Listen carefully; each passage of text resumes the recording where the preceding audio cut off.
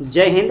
2022 में मध्य प्रदेश सरकार ने न्यायाधीशों के ट्रांसफर को लेकर के नया रूल जारी कर दिया है। इसी के ऊपर आज हम डिस्कस करेंगे कि भारत देश की सरकार ने और मध्य प्रदेश सरकार ने क्या रूल्स जारी किया है, जिसके माध्यम से अब हाई कोर्ट, डिस्ट्रिक्ट कोर्ट के जजों का ट्रांसफर होगा। आइए हम लोग यहाँ पर समझते हैं। अभी तक क्या रूल्स था? अभी तक ये रूल्स था कि छिंदवाड़ा जिले का यदि कोई जज है, उसका ट्रांसफर जहाँ चाहे वहाँ हो सकता है, चाहे वो रीवा चाहे वो ग्वालियर चाहे पन्ना दतिया, जहाँ पर वो ट्रांसफर मंत्री चाहे वहाँ उसका ट्रांसफर हो सकता है। ऐसी व्यवस्था अभी थी, लेकिन अब क्या हो रहा है, अब इसके लिए एक नया रूल आया हुआ है। आइए हम लोग यहाँ समझते हैं।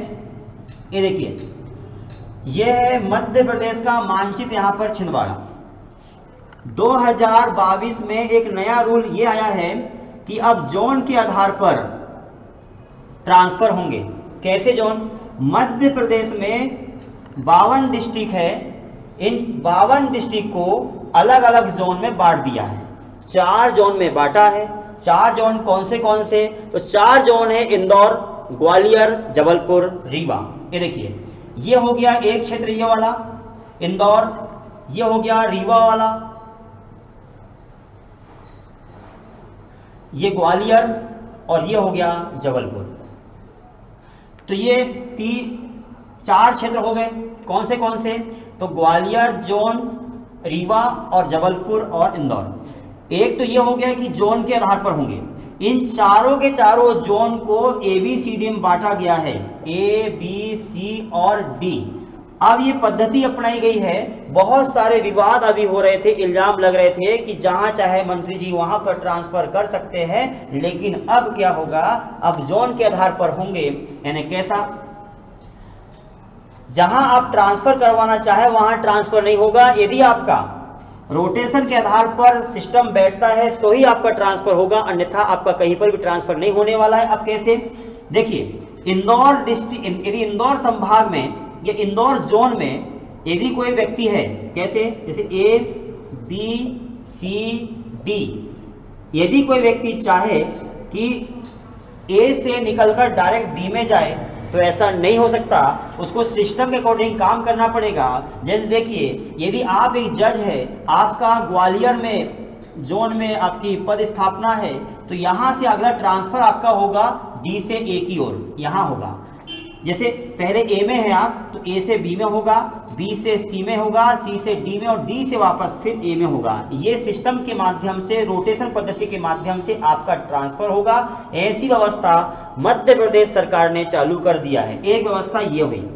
दूसरी बात ये है, अब आप बोलेंगे कि सर मान लो यहां पर ये है हरदा, और यहां पर ये मान लो एक डिस्ट्रिक्ट है, कौन सा वाला? छिंदवाड़ा। ये बाउंड्री लग रही है पास, तो यहां से वो तो यहां करवाना चाहे तो हो सकता है, हाँ हो सकता है। लेकिन A से B में, A जोन से B जोन में जाने के लिए आपको नियम तो दे दिया है, लेकिन जो पद स्थापना आपकी है, वर्तमान पोस्टिंग और नई पोस्टिंग जहां पर है, उसके बीच कम से कम 200 किलोमीटर का अंतर होना चाहिए।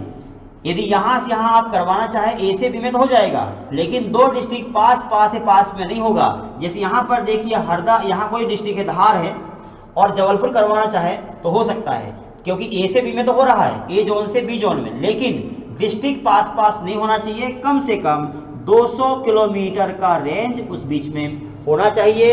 ऐसी व्यवस्था अब मध्य प्रदेश सरकार ने कर दिया है। इसमें इंदौर जोन में 10 डिस्ट्रिक्ट है, ग्वालियर में 18 है, जबलपुर में 13 है और रीवा में 9 डिस्ट्रिक्ट है। इस प्रकार से अब मध्य प्रदेश में रोटेशन के आधार पर जजों की नियुक्ति होगी।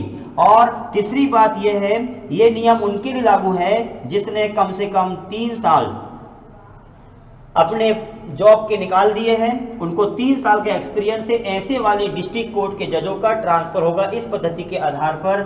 अच्छा, जब बात आई है डिस्ट्रिक्ट कोर्ट की, हाई कोर्ट की, तो हम थोड़ा सा जीके इसमें मिलाएं तो आप देखेंगे ये है भारत का मानचित्र मध्य प्रदेश, ये है कोलकाता।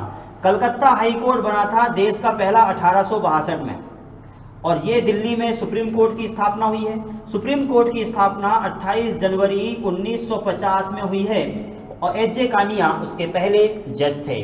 आपको याद होगा ये मध्य प्रदेश, और मध्य प्रदेश में 1956 में एमपी हाई कोर्ट की स्थापना जबलपुर में हुई है। 2 खंडपीठ है, ग्वालियर और इंदौर में है। अच्छा, ये भी आपको समझ में आ गया। अच्छा, एक और बात होती है, कॉलेजियम पद्धति क्या होता है? कॉलेजियम पद्धति 2019 में भारत देश की सरकार ने इसके तहत नियुक्ति करना शुरू किया है।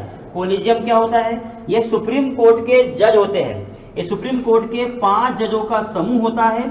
ये बताते हैं कि हाई कोर्ट के जज में किसकी नियुक्ति करना है, डिस्ट्रिक्ट कोर्ट में किसकी नियुक्ति करना है।